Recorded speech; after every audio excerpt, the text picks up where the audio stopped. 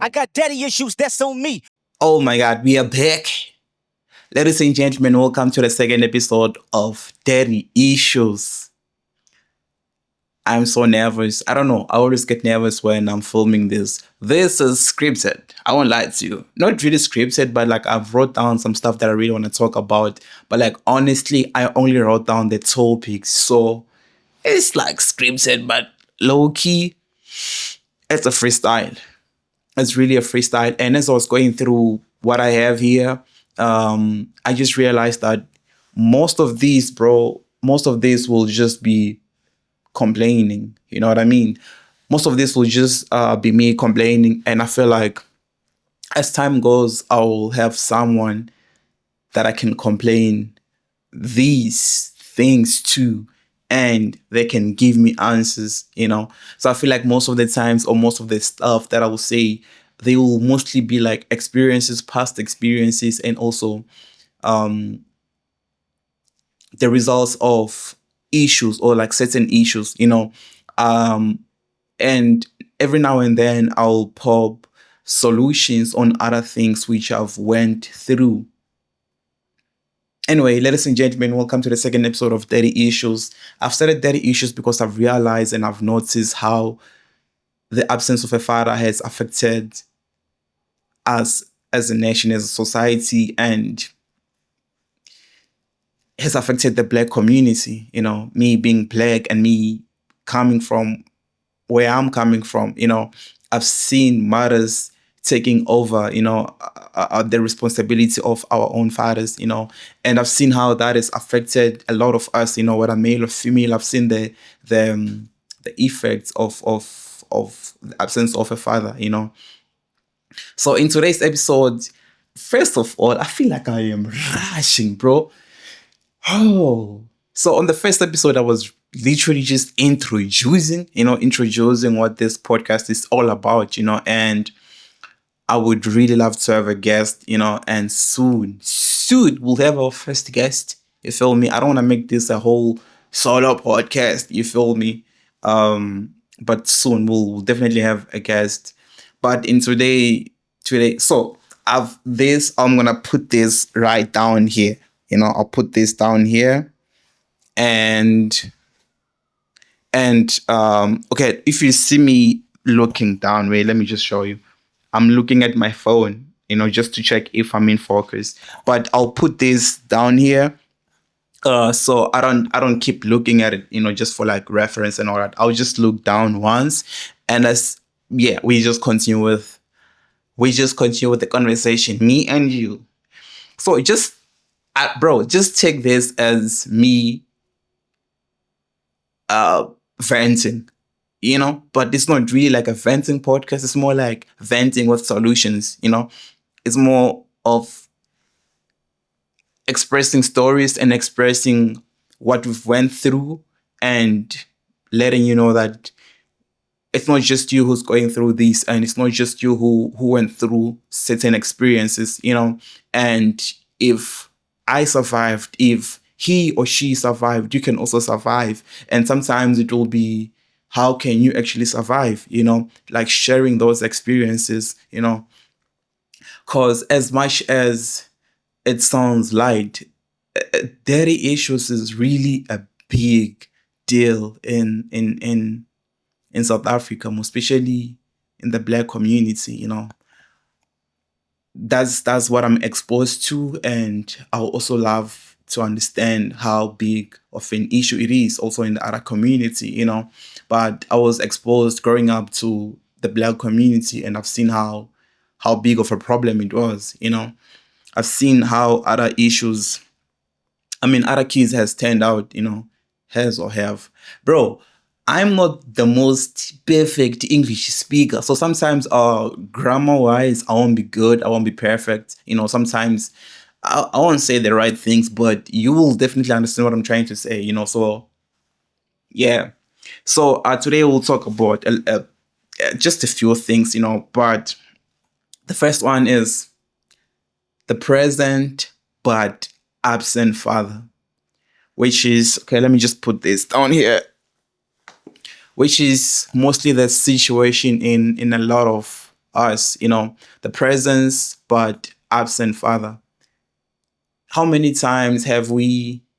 Okay, so there's different situations. Sometimes the present or what is it? The present but absent father can refer to a father who's in my situation, the father who's well, very much alive, but he's absent in your life, So he's present but absent, and at the same time, this can also refer to a father who lives with you, literally in the same room, but he's absent, physically. Oh well, physically he's there, financially he's not there, emotionally he's not there, and also present but absent.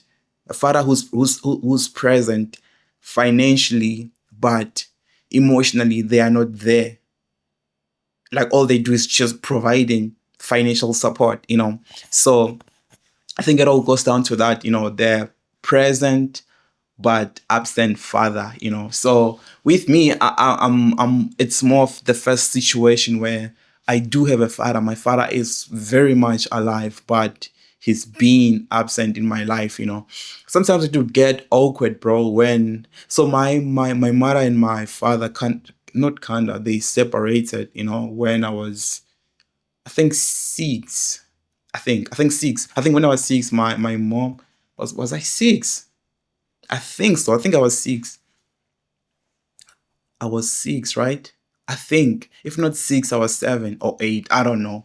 I was less than 10 years old. They separated, and I had so much love for my father. Like I had so much love in a way that where after their separation, is that what you call it? After they separated, I still so they separated, and we as the kid we went on and lived with my mom, but because of the love that I had for my pops, I cried and I was like, yo, I want to go to my father's place, and I went and lived with him, and later on, because of how I was treated, I wouldn't say he was mistreating me in a way, but he was just never there for me. He was working all the time, and in the long run, he what happened? He got a second wife. Is that how you say it?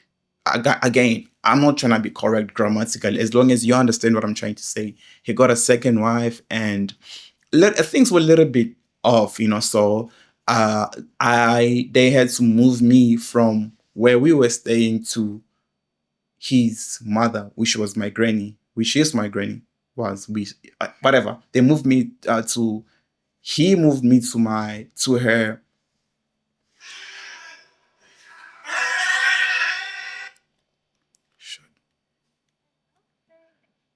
Hello.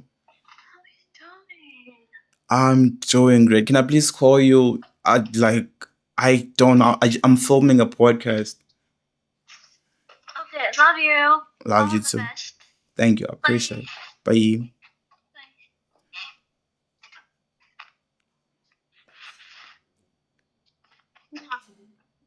No.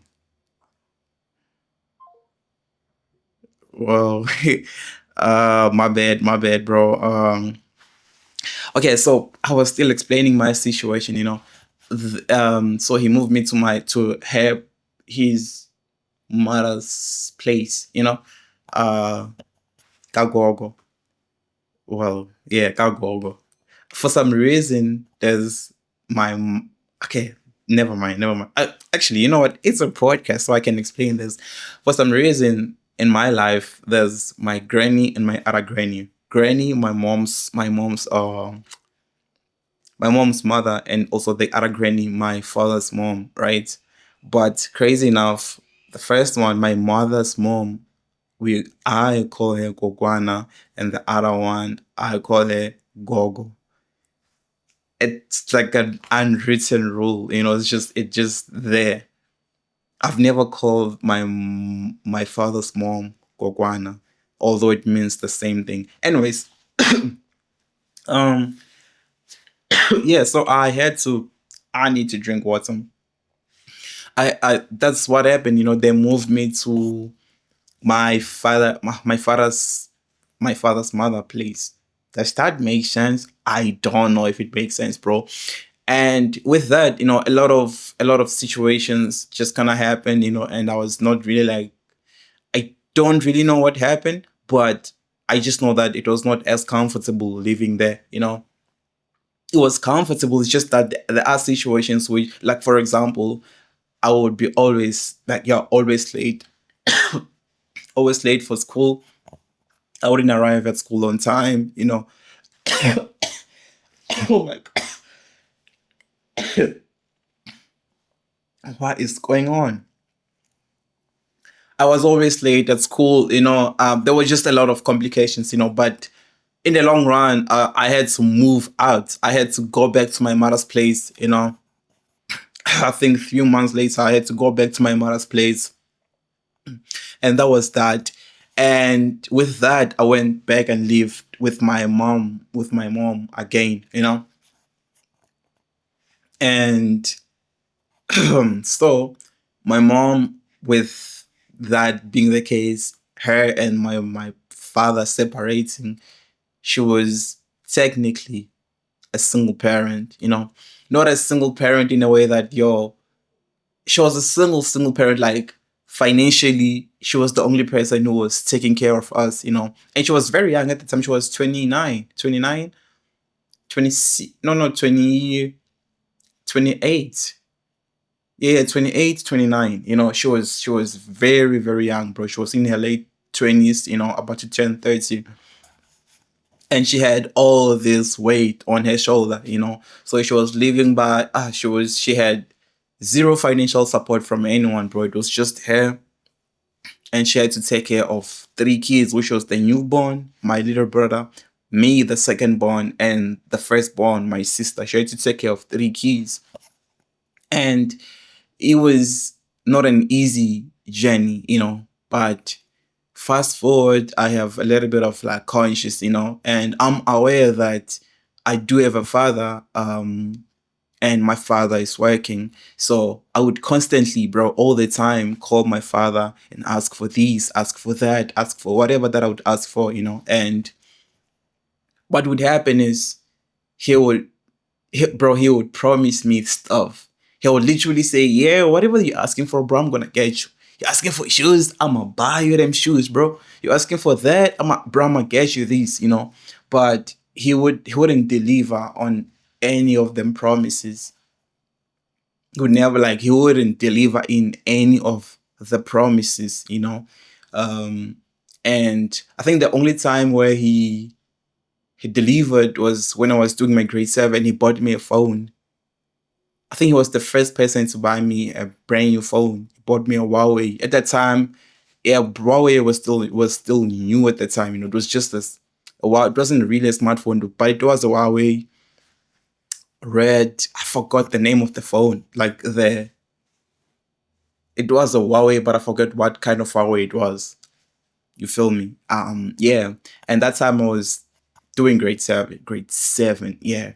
But it was a tough journey, but growing up, you don't really notice how hard things are, because you get to adapt in whatever environment that is thrown in front of you. You don't really see that I'm being affected mentally, I'm being affected because of my finances. And also, with my mom providing for us, you don't really get to see how bad the situation is. Because as a kid, you think all you need is just to be fed, to be nurtured, and also to just go to school and all the other stuff. You forget about the other life lessons that you need, that you cannot really get from your mother. So never, like, that never crossed my mind. I never whine and say, "Yo, my father is not really my life," and all that. But as an adult, I realize, bro, like, when I'm reflect back, I realize how different of a person I would have became I had if I had a present dad. I realized a lot of things that I had to learn all by myself. Because, like, there was nobody who was there to teach me. I realized all the things that I had to learn from the streets, bro. From like literally the streets, I had to like learn mistakes from other people, from my uncles, you know what I mean? And now that I'm grown, I'm like, yo, if I had a present father, I think and believe that I would have learned a lot of things from him, you know. So that was that growing up, I wouldn't really fill the gap because my mom was there to provide for me. My mom was there to provide for me all the time. So you wouldn't really like fill the gap, even if it wasn't much. But if your neighbor and your neighbor's neighbor, if y'all are going through the same thing, bro, you don't really feel empty. I mean, you can just call your dad and ask for this and that, and they wouldn't like, he wouldn't, give you whatever that you were asking for. But because whatever that you're asking for, your friend doesn't really have that thing as well, you just eventually forget, you forget that, yo, this is what I need, this is blah blah blah. You know what I mean? You don't feel the gap as much. You only get to feel, oh, personally, I only got to fill the gap now that I'm grown. I only got to feel how painful it was, now that I'm grown. You feel me? Maybe I'm being crazy, maybe the other stuff that I really like. Because I remember, now that I'm thinking back, I remember grade nine. Grade nine was the the last time I called my dad and asked for money, cause I called him and I was like, yo, so I need money for this and that. And he said to me that, yo, the only time that you guys call me is when you guys want things. And he said to me, I was sick and you guys never called, you guys never said hi to me, you guys never said anything to me, but the only time you called is when you guys want money. And I said to him, I didn't know that you were sick. I really didn't know that you were sick. If I knew, I would have called or whatever. Um, I think I said something along those lines. But before that, I had confronted him. I've asked him, yo, why didn't you call us, or why haven't you called us? And he said to me he didn't have airtime. And I've asked him, yo, you didn't have airtime the whole year? And he said to me, yeah, the whole year I didn't have airtime. I was a kid, probably 14, turning 15 at that time. But I knew very well that there is no way that you can complain to your kid that the kid hasn't called you. Meanwhile, you are the one who's working. You are the working adult. You are the one who should be checking on your kids, not the other way around. I was a very young kid, but I noticed that it's your responsibility as a father, it's your responsibility as a parent to check in on your kids. It's your responsibility. And if you feel like they're doing something wrong, it's your responsibility to lead by example. It's your responsibility to check and say, yo, I am sick. You guys don't even call me. You should check on me when I'm sick, because I also check on you guys. Not to say he was checking on me. I'm just saying that it was his responsibility to check on us.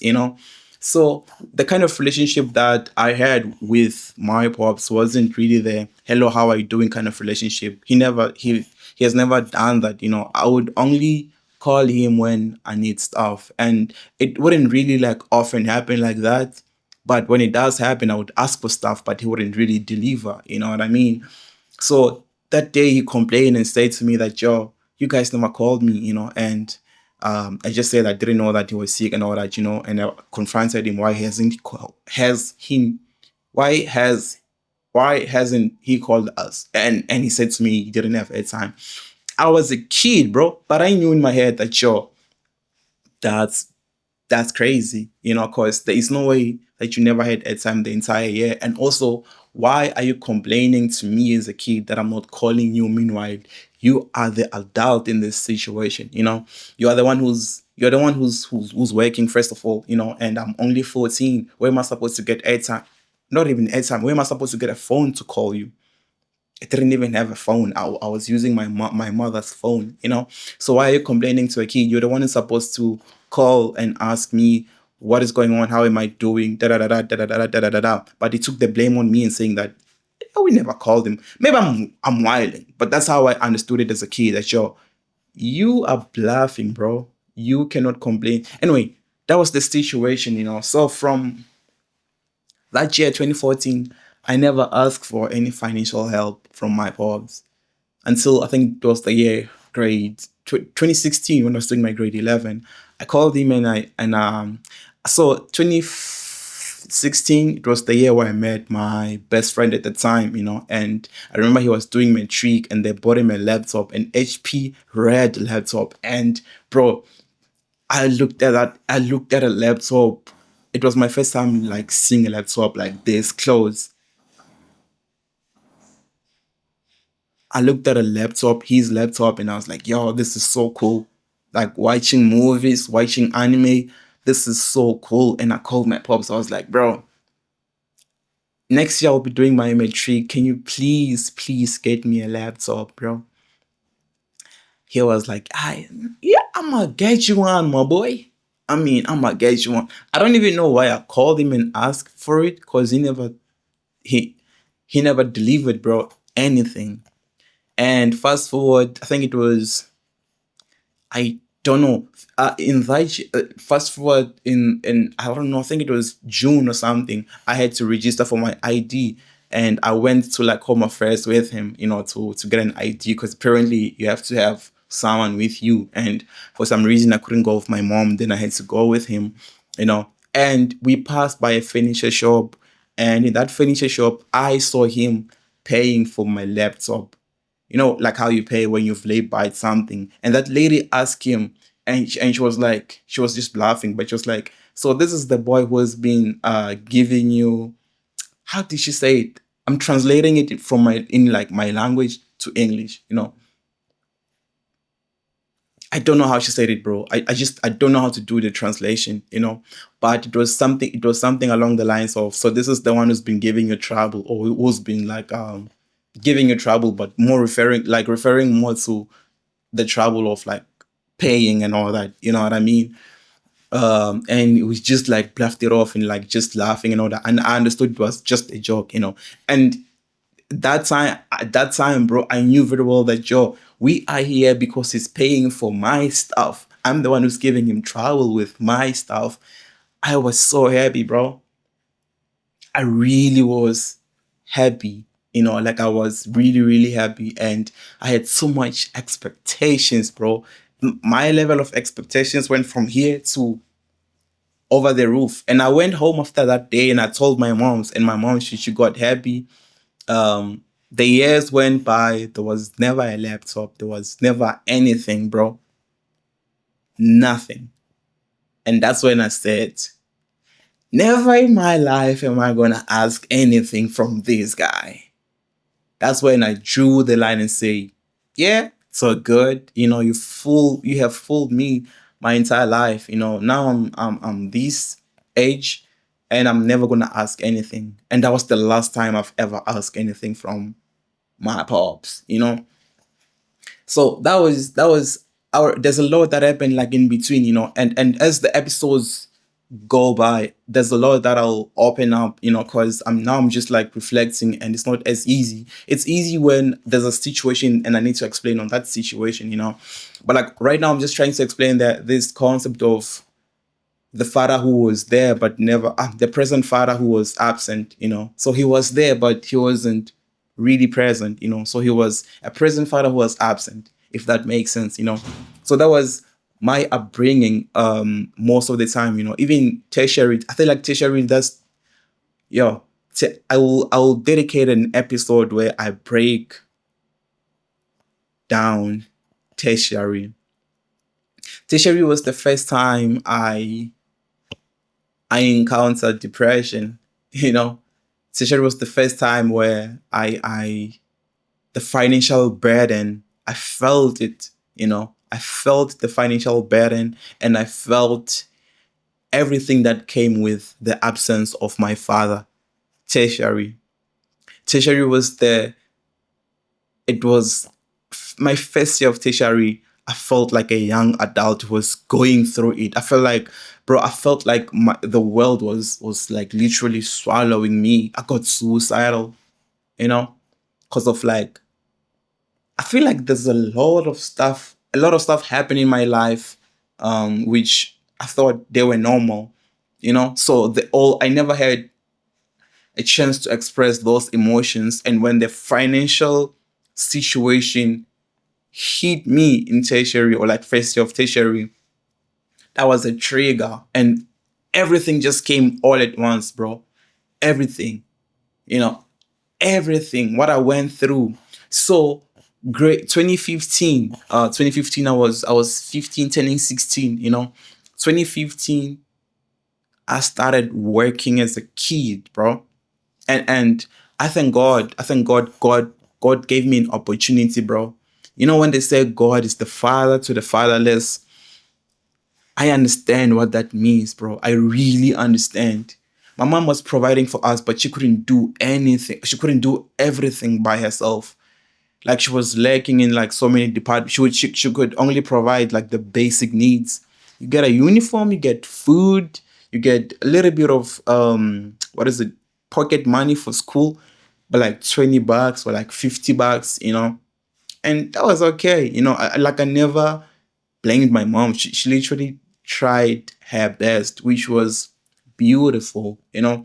But like sometimes you would get Christmas clothes, sometimes you wouldn't really get Christmas clothes, you know. So growing up, I never had the kind of clothes that I wanted, bro, or that I was supposed to have, like basic. I'm not talking about like flexing or whatever. I'm talking about basic.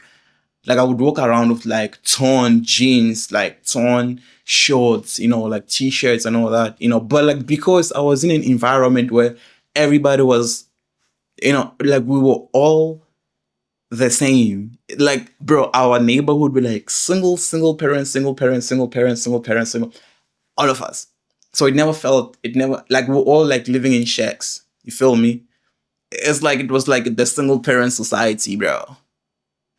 Am I saying it right? Again, grammar. If I'm saying it wrong, grammar. I'm sorry, I'm not that good, bro.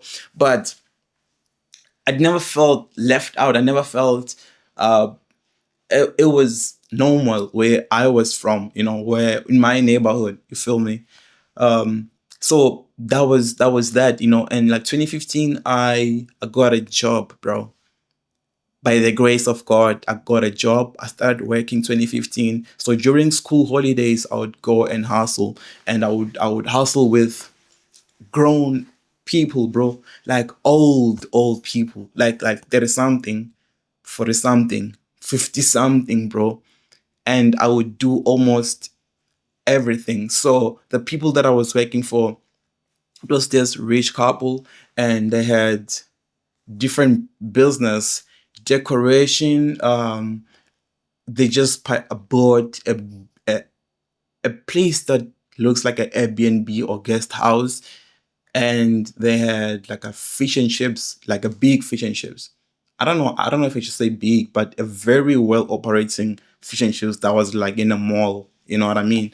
So I wouldn't really have a specific job, but I would work around these places that I've just mentioned. Sometimes I would work as a they also like had a catering company. They would cater for like hotels and everything. Sometimes I would wash dishes in like the catering thingy, you know. Sometimes I remember the first time when I got there, we had to demolish a pool, you know, and sometimes we had to like plant grass. Sometimes I had to. There's a whole bunch of stuff that I did, bro, from 2015 until 2019, 15, 16, 17, 18, 19. For like 4 years, I was working there, you know. And I remember the first time I got paid. I think I got paid 1,000. Yeah. I got paid 1,000, and I bought like some what did I get? Pants. I got a t-shirt. I got a phone, an Alcatel One Touch, my first ever smartphone, bro. You know, so that happened like from 2015 until like 2019. You know, until 2018 until 2018. You know, 2019 that was like my first year in tertiary. You know, and when my first year in tertiary, like I said, that's when I got introduced to that's when my depression kicked in, you know. And when that happened, you get to realize all the suffering, all the stuff that I had to go through just to get by, all what I had to do as a kid just to dress like other kids, just to buy sneakers, just to get money for my first year. You know what I mean? Like a startup money for like my first year. You get to realize that this was not normal. And it only kicked in when 2019, I went to tertiary, and I found out later that I was not funded, meaning I had to do everything all by myself, and my mom was the one helping me. So she was sending me 400 every month, 400 rand, like literally 400 rand. And I would only get to use like 300 and probably 80, actually 300 and like 50, 350, because 20 bucks, I would save that to like print out assignments, and then the rest is just bank charges and all that. But I had to survive with that. So when you go through that for the longest time, you notice, your body notices that you are struggling, and your mind notices that you're financially, you have this huge weight, and you just reflect on everything that has been happening on you. And that was a trigger for me. That was like literally the trigger that triggered every bad thing, bro, from depression, suicidal, and everything that came with it. I literally had to cut everybody off in my life. Well, not really everybody, but like a lot of people. Because I felt helpless. I felt like there was everybody around me who didn't really care about me. Um, I remember the first time where I had to, I wanted to. Okay, I remember the first time. It doesn't matter actually. I wanted to express something, but I don't think it matters that much. But that was the situation. So I feel like if I had a present father, none of that would have really happened. You know, I feel like if I had a present father, even if it happened, or even if I had to go through this, it would have went a little bit different. So I feel like there's a whole bunch of things that we go through in life. There's a whole bunch of things that we had to face as kids, bro. Like we have to like face as kids, um that we're not supposed to. Like you're literally just a kid, and you have to face the world all by yourself. Like 19, I was just a kid, bro. I started working at 15. I was mpuchununu, dog. Like I was a kid. But I had to go through that. I literally had to go through that all by myself. You know, sometimes I would get back to like school holidays, and my hands are like all bruised up. Like they're all like I literally had to wait for like a month just for them to like recover. But at that time, I understood that I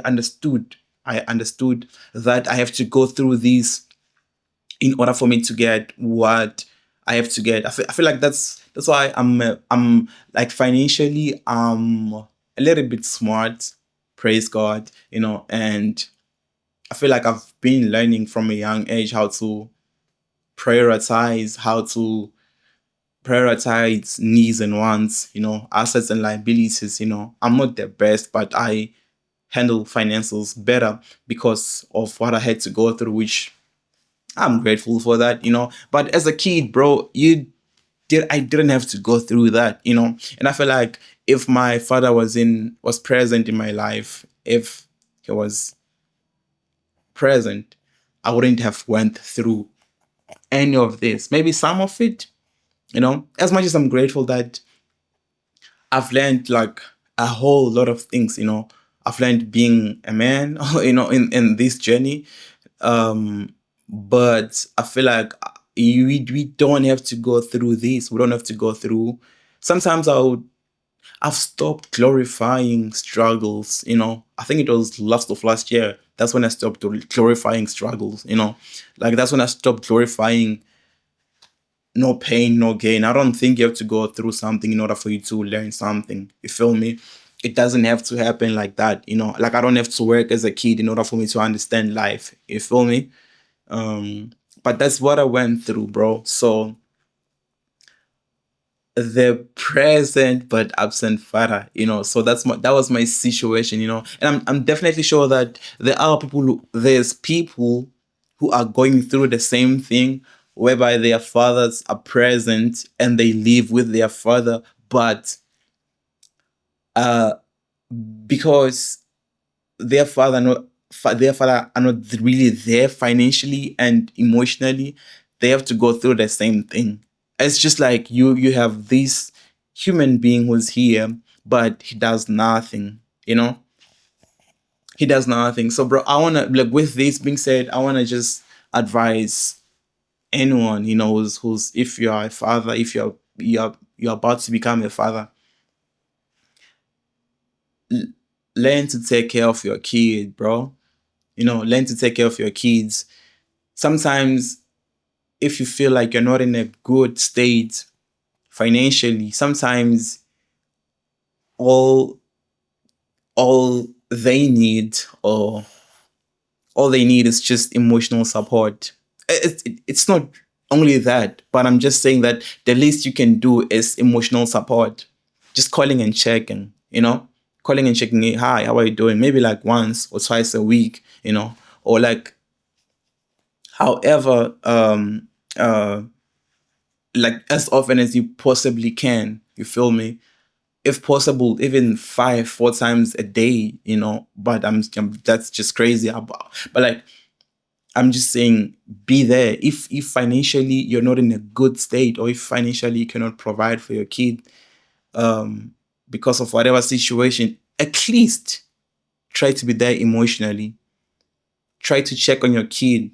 Try to check on the person that you've brought to this world. Because what I've realized is, an absent father later on, in the long run, they wanna start taking over. But they've been absent like the entire time. They haven't been there. But now that the kid is all grown, there isn't that much financial need, or there isn't that much teaching that's required. That the kid is all matured. That's when they pop up and show up. Um, and I'm not saying that's wrong or whatever. Well, it is wrong. It's fully wrong. But I'm just saying that you shouldn't. If you're in that situation, yeah, do show up.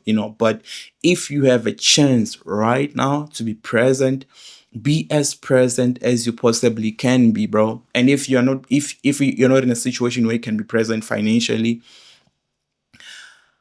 be as emotionally present as you can, because your presence can kill or bring life to a person. Sometimes killing, it's not physically, can be mentally, can be emotionally. Once a person is dead mentally, once a person is dead emotionally, there's a whole human being that can come out of that person. That person can either do the same thing that you're doing, or that person can either become a villain, a whole lot of things. You know what I mean? But be as present as you possibly can be. And sometimes being present doesn't mean that you have to. Well, it does mean this, but I'm just all I'm saying is, being present does not. It's not only just money. Emotionally, be there. I've been in situations where a father supports his kids, you know. Maybe he's not living with them and he sends money every time and he thinks that's enough. And the kids just grow up and tend to be and tend to be like monsters, people who like vandalizes places, bro. People who break people as properties and all that, you know what I mean? People who don't really care about other people, because they don't really have the discipline. And all they need is love, bro. It's the father love, bro. The love from a father, you know, being taught how to actually like approach the world. Um, I've seen how someone, a father who's there financially but not there emotionally, I've seen how that affects a person. And keep in mind, it's not everyone, like we all handle situations different. Sometimes other people come out good, and sometimes it messes with like, you know, people, bro, kids, and like adults, we all handle things different. But I've seen a situation where, and in your mind as a father, you think you're doing all that you can, you think you're doing the best, bro, because you're there financially. But in your kid's mind, in your child's mind, you're not there emotionally. They don't have your love, bro, because love is not really materialistic. Love is not tangible, bro. So be as there as you possibly can be. And if you cannot be there financially, at least be there emotionally. Yeah. I'm going back to the book, bro. Oh my gosh. Okay, so the second one is fatherlessness, mistaking aggression for leadership, the fatherlessness, mistaking aggression for leadership, Bro, I've seen this in like a lot of situation. Some of it we call it culture, but it's just dumb culture. Sometimes you have to kneel when you give someone, a man, food. But for me, that's just crap because you don't have to do all of that. We call it culture. Not really culture, bro. I remember there, okay, this might be really controversial because, is it controversial? I don't know. So you might disagree with me. It's just how I see the world. This one is just my own opinion. I remember asking my mom, I said to her, why do you have to kneel to a person? Like, why do you have to kneel to like a king, for example? Like, why? And it was like to show respect. And then I asked her that if I kneel and still show the king the middle finger, am I still showing respect to that person? And she didn't really have the answer, but she said that I have to show respect. And I said that I don't think respect. I think respect is the way that you communicate with a person, the way that you handle a person. You don't have to go as extra as bowing down, because what is it that you have that I don't have that makes you superior to me, you know? And someone can say, being a king, I get it, bro. But if I bow down to you, what is it that you gain? Like, you literally gain nothing. If I bow down or I don't bow down to you, you will still be who you are, and whatever that you have will still be with you. Like, there's nothing that you get. It's just ego. It's just pride. That's all that you get. Like, I'm this person and you should bow down to me. It's just ego. You feel me? And that was my argument. But it's so it's so much deep in our head that we end up doing things just for the sake of doing things. We have this culture of like kneeling when you greet someone. You do a little bit of this, you do a little bit of that, a little bit of this, and it's considered to be respect. And honestly, I don't think it's, the way I go deep with this theory, even calling someone brother, blah blah blah blah, I don't think that's respect. Auntie, blah blah blah, I don't think that's respect. And sometimes I give an example. I was like, yo, if you read your Bible, there is nowhere in the Bible where they say Auntie Moses, what is it? Uncle Moses, brother Jacob, but like all those names. It's just like the actual name. And when you call them by their names, but they are way older than you. So why don't you put that thing? But all in all, I feel like I'm stretching this. All in all, I'm just trying to like explain that sometimes we mistaken a lot of things for leadership. We mistaken aggression for leadership, and because a lot of things, they're like deeply rooted in us, and they're deeply rooted in our brain. We think this is just culture, how a father shouts at like a kid, his kids, other kids, and we mistaken that thing for leadership, whereas it's just aggression, and I feel like I don't have much information because there's a whole lot of things that I want to say regarding this topic, but it's stuff that I don't have much knowledge about, So I would really love to sit down and like challenge someone and see their opinions regarding this, because I feel like most of the times we tend to mistaken aggression for leadership, someone just do something because they want to boost their ego, they don't even know why they are doing what they are doing, but because it has been done by a lot of people, they end up doing those things, and we're like, yeah, he's being a leader, but in all honesty, bro, he's just being aggressive. You feel me? Yeah. I don't have much to say about this one, so I'll just jump to the next one, bro. So the next one is the mother who became both parents. This one is one that we all face, bro. That we have seen it, bro. Like we have seen all of it. We've seen. Okay, so when I listen to Jim Rohn, is it Jim Rohn? Yeah, Jim Rohn. He said, "Love like a mother and hate like a father, and vice versa. Hate like a or love like a father and hate like a mother." And he just breaks down all these like characters and all that. But like on the first one where he say love like a mother, he just basically breaks down that you need to nature, you need to nature whatever that you love. So he was just basically talking about, like, I'm paraphrasing by the way, talking about opportunities, for example.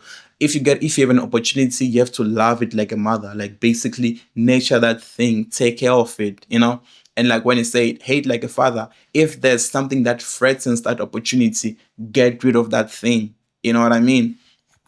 So it's all nurturing and also like protecting, so it's crazy when you go through a situation where you have to see your mother becoming both of that, and because of because of the nature of a human being, naturally our mothers, our beautiful mothers, they were created to nurture us, not to protect us. It's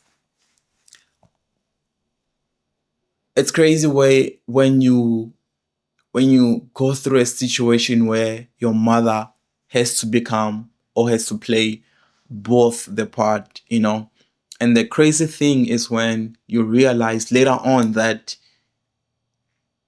there is a part or there is a side where she was lacking, and you realize that she tried her best to protect you from certain things, teach you certain lessons, but because it wasn't really her natural state, she couldn't fully become that which you needed in order for you to become a full form of who you're supposed to be. She can only like excel in the part where she like had to nurture you, and in other situation she can like lean more in becoming the father in you, and she um become less of a nature, a naturer. Is Does that make sense? Someone who natures you, and you get to become this thing, but you don't have that part that she needs to play. So seeing our mothers playing this, bro, playing both the nature and the protector, it's it was really tough at the moment. Like when you're going through that, it seems normal, but like when you grow older, you get to see that there's certain things that I should have learned. There's certain things that I should have I should have been taught, bro. There's certain things that I shouldn't have done, But she tried her best, But it's painful to see our mothers going through that, where they have to do both things because it's just them only. When you see a mother becoming both a nature and a protector. And trust me, there's never a balance, bro. She will lack somewhere. It's either she become more of a nature and less of a protector, or more of a protector and less of a nature. And sometimes in other situations, she become none of it. You feel me? And you just here and you have to go through all of this all by yourself. And as time goes, or like when you grow older, that's when you get to realize, or that's when you realize how this has affected you. That's when you realize how you don't have so the thing is, because of how big this thing is, we don't really realize how it has affected us, because me and you, we grew up in the same situation. I didn't have a father, you didn't have a father. When me and you communicate, we don't see what's lacking, what's not there, bro, most of the times. But when you get to meet someone who grew up in like a healthy environment, both parents were there and they were supportive, you get to see the difference, bro. How they articulate, how they approach life.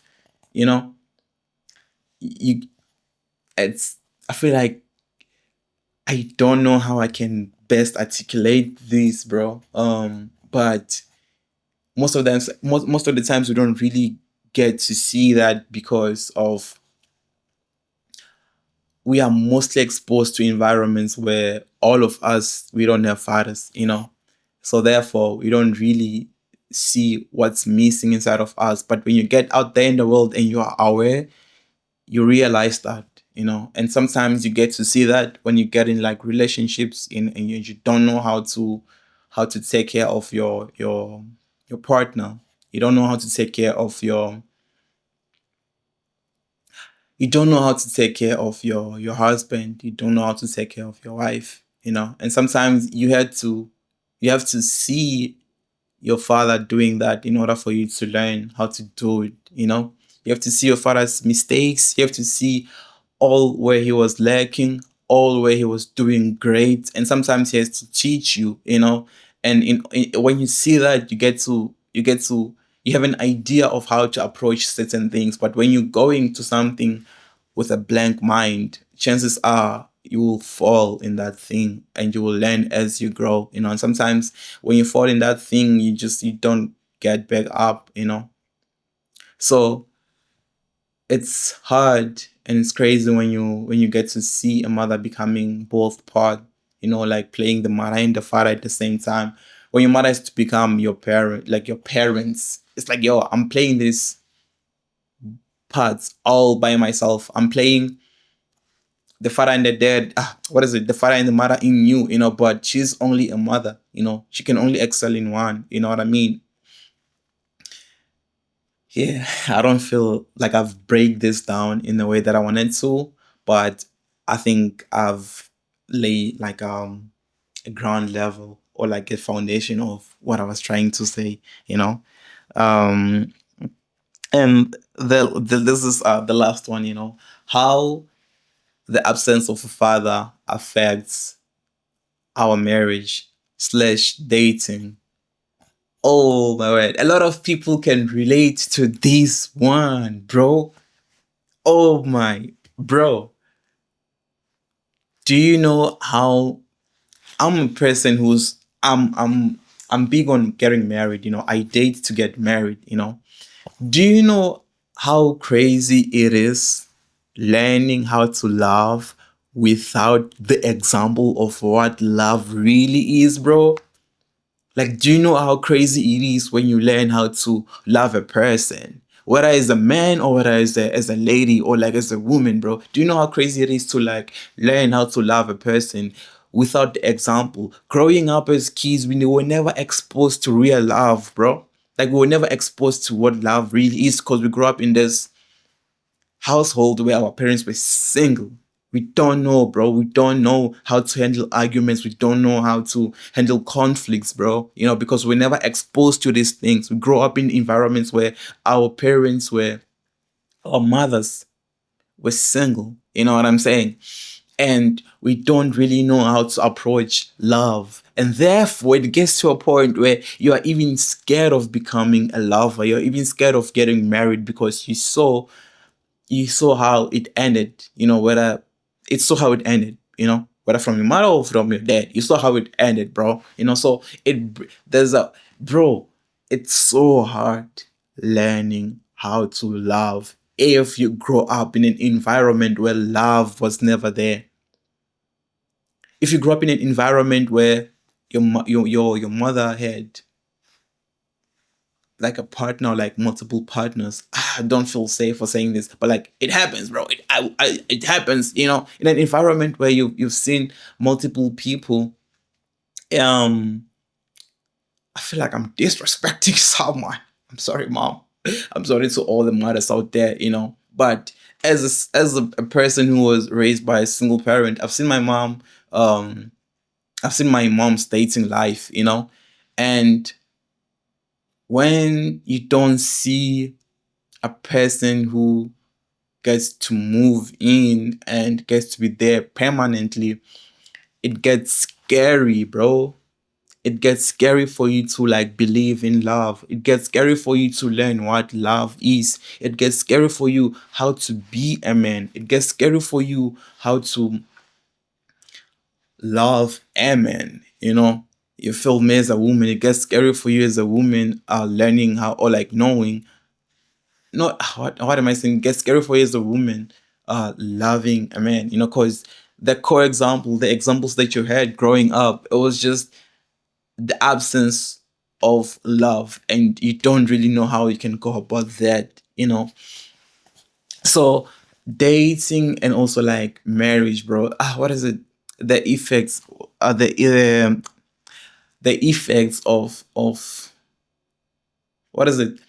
What am I saying, bro? How the absence of a father affects marriage and dating.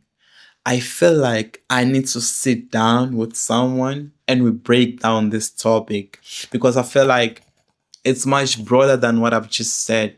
It's a lot bigger than what I've just said. It deserves an episode on its own. It really does. It really does. Maybe on the next episode, I'll talk about these, but I would like to talk about these with someone who went through the same thing and maybe they've conquered it. You know what I mean? Or anyhow, because I won't give justice to this. I need to sit down with someone who's already married and like has went through this. You know what I mean? And someone who's what I also want to talk about, I won't really like talk about it now, but what I would like to talk about in the future is becoming a father, bro. Becoming a father. You're from a background where your father was not present and you're about to become a father. That fear, that fear, that's something that I have like in me, because I want to become the best father. I want to be a present father because I saw how my life turned out, with the absence of my father. Um, but there's that fear, bro. There's that fear, and I would like to sit down with a person who's went through that. A person who had to become who had to become a father while they didn't really like grow up in an environment where there was a father. That fear that they went through. Vice versa, even like with like a woman. Um becoming a mother, and that fear, bro, where you're like, I know that at any time you can run away from your responsibility as the father of these kids. That fear before it actually like happened, before you actually like before you became a mother, there was that moment, where you're like, I am scared of becoming a mother because I've seen how it has affected me. I've seen how the absence of my father has affected me. Therefore, I don't want to become a mother because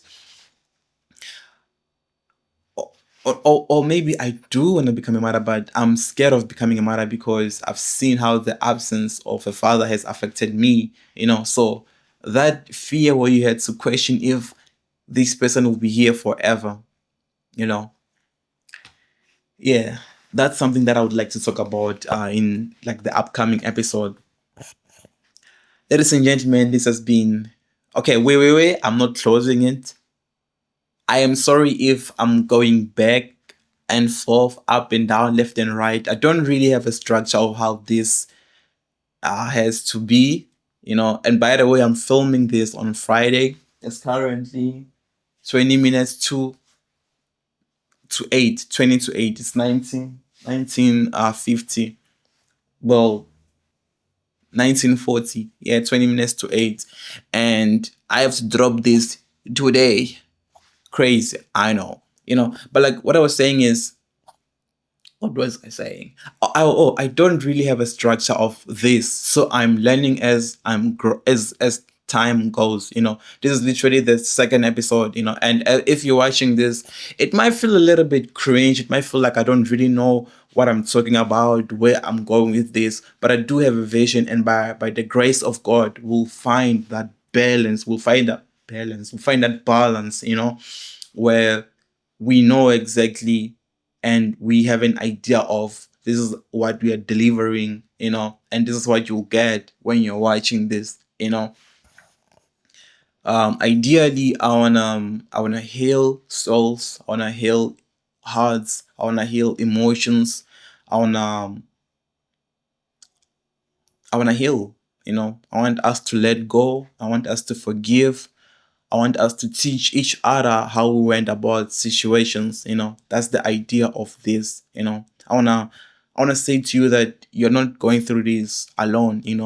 There's a whole community, that is going through this. And if we can do this together, or if we can express this to each other, we'll find solutions on how to go about it. And hopefully the next generation will have percentage of present fathers, because they've listened to these, and because they've watched this, and because they are aware of what can possibly happen, and also absent fathers can take responsibility and start taking responsibility because they are now aware of how their presence, I mean their absence, can affect a person, or has affected someone.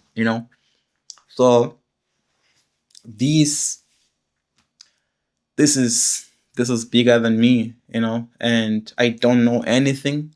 I'm not knowledgeable. I'm here to learn. I'm here to learn from other people's experience. I'm here to share stories, and I'm here to listen to other people's stories. Uh, and over time, this will be you and me's community. So let's come together, let's share stories. If you wanna become a guest, I would really appreciate you.